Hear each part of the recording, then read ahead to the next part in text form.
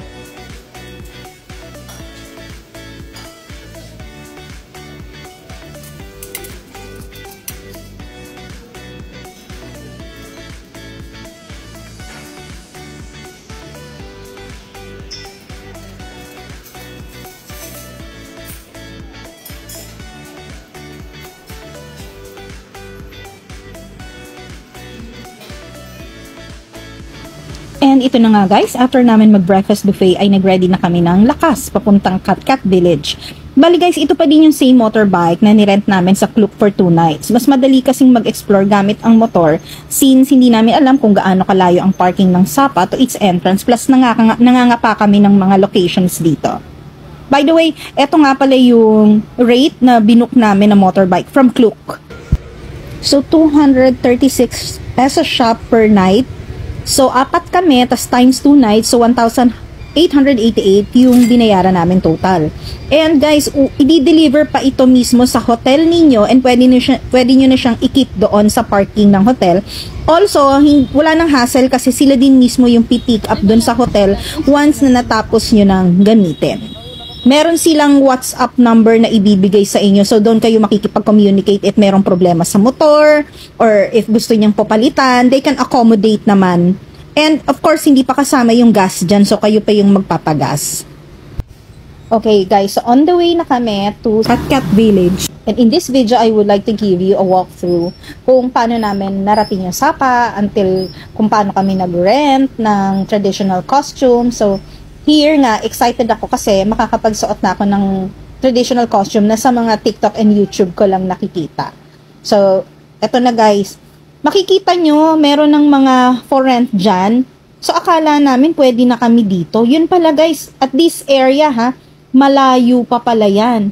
So, nakita nyo no, si kuya na sinusundan namin, na-meet namin yan siya along the way. I-guide kami kung paano. Nung una skeptical pa ako kasi baka mamaya, di ba, baka perahan ka lang or mali-mali yung tinuturo. Kasi guys, yung mga unang humaharang sa amin doon, sabi doon na daw yung parking. So, nag-iisip kami kung bababa na kami. Pero sabi nitong si kuya na ito, hindi pa daw, malayo pa. So, buti, sumunod kami sa kanya. At this time, tinuturo niya kung saan kami magbabayad ng entrance. So, pinagbayad niya muna kami. Kasi guys, merong entrance ang Cat Cat Village. So, ayan, ginaguide niya talaga kaming mabuti. Sa ganitong mga DIY na hindi mo alam kung sino yung pagtitiwalaan mo, napaka-thankful namin kasi si kuya yung nahanap namin dahil yung pinag-parkingan namin super lapit talaga dun sa entrance ng Cat Cat Village and sa kanila mismo yung costume rental which is napakalapit din dun sa entrance. So kahit naka-costume na kami makikita nyo na hindi na kami mahihirapan kasi kawawa naman yung mga bumaba dun sa una pa lang, ang layo-layo pa pala, so naka-costume na agad sila ng ganon, diba? Tas isusoli pa nila yun after. So guys, dito ay nagbayad ako ng 900,000 Vietnamese dong or 1,950 pesos. Since 6 kami, lumalabas ang per head guys ha, remember, is 325 pesos. Okay guys, so from there, doon sa bayaran ng entrance, medyo malapit na kayo. Pag nakita nyo na yung bayaran ng entrance, konti na lang yan, papunta dun sa entrance.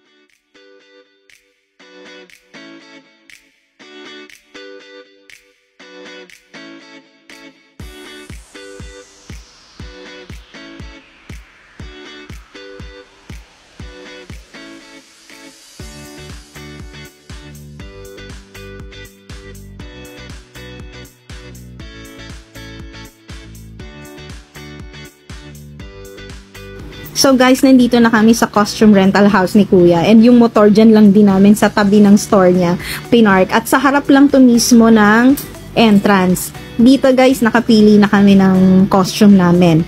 Yung palang kanilang costume rental, iba-iba yung prices. Depende kung ano yung napili mo. But konting-konti lang naman yung difference. So, nasa 800 to 1,000 pesos yung kanilang costume rental. Wala namang oras yan. So, after nyo lang mag-picture taking, balik nyo lang din dyan.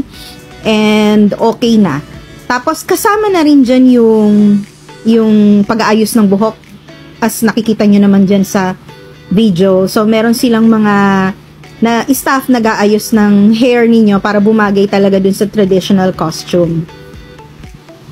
And mabilis sila mag-ayos, siguro mga tig 30 minutes each lang kami, tapos na kaming ayusan. Tapos pwede na push na for photoshoot, pwede na kayong pumunta dun sa loob ng Cat Village. Tapos guys, okay, from doon sa costume house, costume rental, eto na, naglalakad na kami papunta dun sa entrance. So follow nyo lang yung video. Doon na kami pumasok. May hagdanan doon actually eh. Tapos pagbaba, meron doon sa gilid na isang way pa. So, ito yung tinagusan namin. And ayun nga, meron nakisuyo sa amin na picturean sila. So, pinagbigyan naman din namin. Di ba ang cute nung bata, naka-costume din. So, lahat dyan sa loob nakakatuwa dahil naka-costume halos lahat. Ayun guys, so from there, dinire-diretso lang namin. Tapos, meron pang pababang ganito.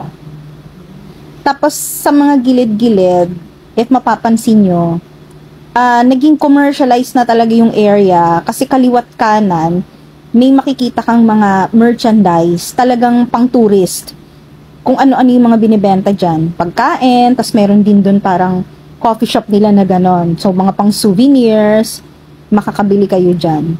So, kinintinu lang namin yung pagbaba pa ng hagdan. So, masyado yan matarik actually. So, mahirap pagka paakyat ka lalo, no? Buti na lang this time, bababa muna kami para hindi mahagard.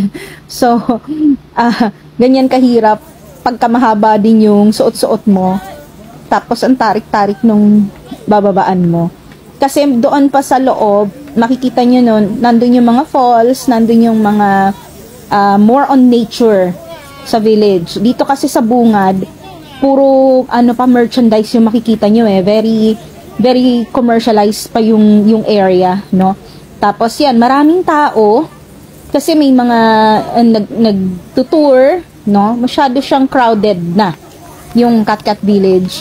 Pero if habol mo lang naman kasi is para makapag-costume and makapag-picture, okay na din kasi at least napuntahan mo tong isang classic village nila dito sa Sapa kasi this is really one of the tourist destination na kailangan mo ring makita.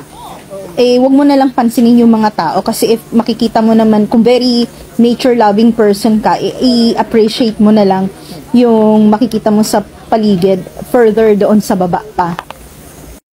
So ito na nga guys, finally nakaland din tayo dito sa baba.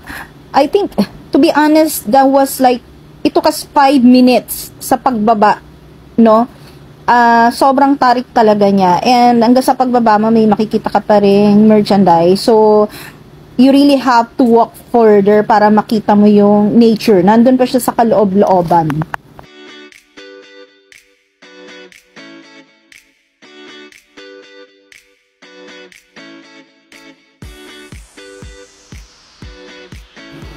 Okay, dun sa bandang right side, makikita nyo tong bridge na to.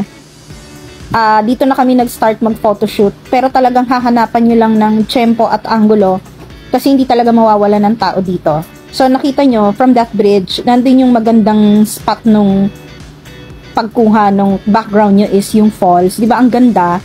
Imagine mo, no, kung wala lang talagang tao, tapos konti lang kayo. Ang sarap mag-ano dito pasyal-pasyal. Pero talagang sobrang crowded niya. O yan, pumwesto na kami, tapos hinanapan na lang namin ng magandang view para makapag-picture taking ng maayos. Tiyempuhan lang talaga, guys.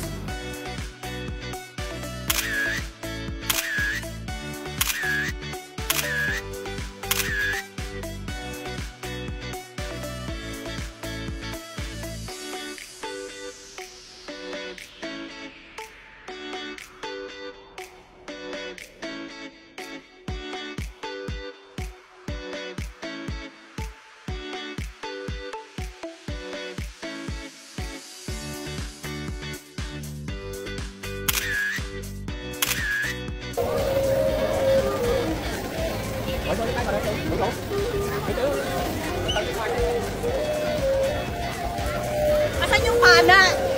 Naka-U-like din to. JM, ha?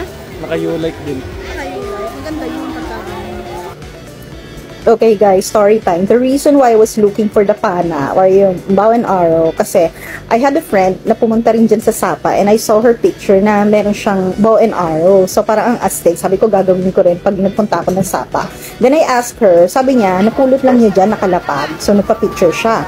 So I was looking there, wala namang nakalapag. Until nakita ko si Manong na nagpaparent ng kabayo na magpapa-picture. Nasa kanya, ayaw naman niya ipahiram. So, dapat i-rent mo. So, that's why yun. Ni-rent ko na lang. Para guys, if you have plan on coming to Sapa, tas gusto niyo merong props na ganon, nire-rent yun dyan. And if gusto niyo rin magpa-picture na nakasakay kayo sa horse, ayun, may bayad. I think parang 200,000 Vietnamese dollar yung binayaran namin. Parang ganon.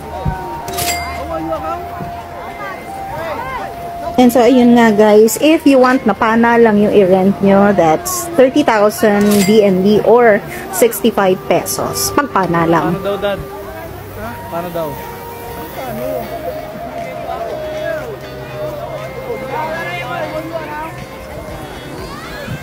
Bye, Dad.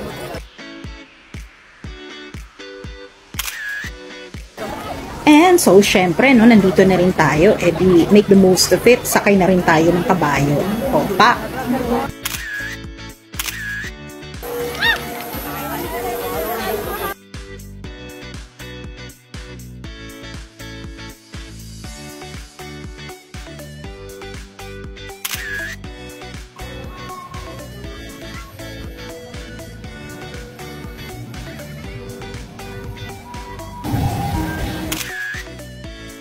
Alam nyo guys, sobrang ganda and breathtaking ng mga views dito. If not crowded lang talaga. Ang sarap magstay dito, lalo na kung sunset na or pakapon and maganda yung weather. Masarap maglakad-lakad. But then since parang crowded and parang medyo humid din yung panahon kasi at that time, hindi ganun kalamig sa Vietnam. Since summer season yan sa Vietnam. And nakakadagdag sa init syempre yung maraming tao. So medyo nakaka-exhaust.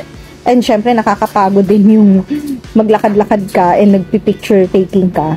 So, pero okay na din, sulit. In as much as gusto pa namin talagang magstay, kaya lang during this time, pa-check out na kami sa Pistachio Hotel. So talagang isinaglit lang namin to na madaanan just to take some photos and videos para meron naman kaming souvenir.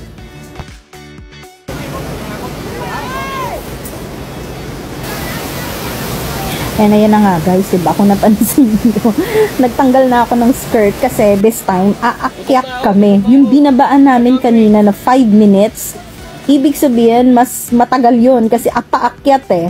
So, mas matagal kaming aakyat. So, in-need ko nang tanggalin yung skirt at ganyan na lang bitbitin ko siya.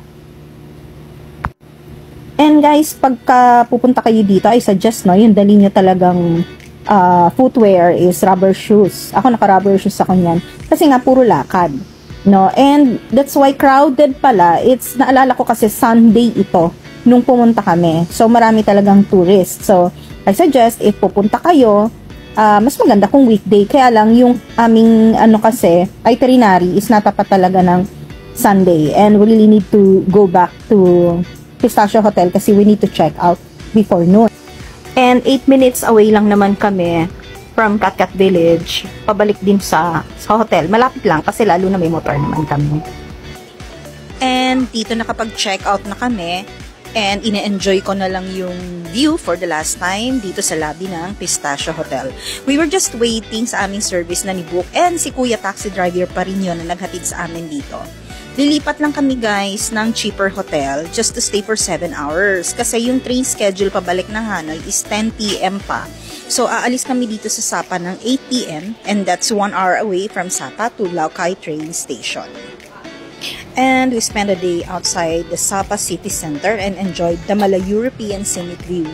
At this time, medyo nagdi-drizzle yan and nasa 22 degrees. Dito guys, sa Sapa, expect nyo na mas malamig ang weather compared sa Hanoi kasi nga mataas tong lugar na to. And we had lunch dito sa Berry House Restaurant. Dito nag-offer sila ng American and Italian food. So dito na lang kami kumain. Dito guys, wala kayong makikitang fast food, Grab, or any 7-Eleven. Puro local restaurant yung meron. And of course guys, hindi kami nagpahuling magpamasahe at dahil puro hiking, lakad dito sa Sapa, nagkalat ang mga massage parlors dyan. So, mamimili na lang kayo kung saan. And guys, pause nyo lang to or screenshot for the massage rates reference. So, sulit naman dyan after. Very relaxing. So, bago kami bumiyahe nga, nag-decide kami na dumaan ng spa para naman na makapag-relax. And guys, tour ko nga pala kayo. Ito yung nilipatan naming room. Mura lang tong room na to, pero guys, okay naman, no? Kasya kaming lahat na magpapahinga lang just for 7 hours. May 2 double bed siya. Cozy, tapos malinis din yung CR. Actually, nasa parang 1,500 yung binayaran namin. Parang ganon. Kasi sa Agoda ko siya binook, parang 800 per night lang siya, pesos. Kaya lang, since 7 kami, nakiusap na lang kami kay Kuya Receptionist na magdagdag na lang ng parang 500 pesos kasi total hanggang ano lang naman kami, 7 o'clock ng gabi. Meron lang mapagpahingahan, maka-take nap kami or kapag may gagamit ng banyo kasi pito kami so mahirap naman na walang matambayan muna. So this concludes our 3 days and 2 nights adventure here in Sapa, Vietnam. To be honest, this is one of the underrated places in Asia. This place took me to another level of escapade and serenity. If you all ask me if I will come back here, definitely yes po. So kindly like and subscribe for more videos and watch out for my next videos, guys. Thanks for watching. Bye!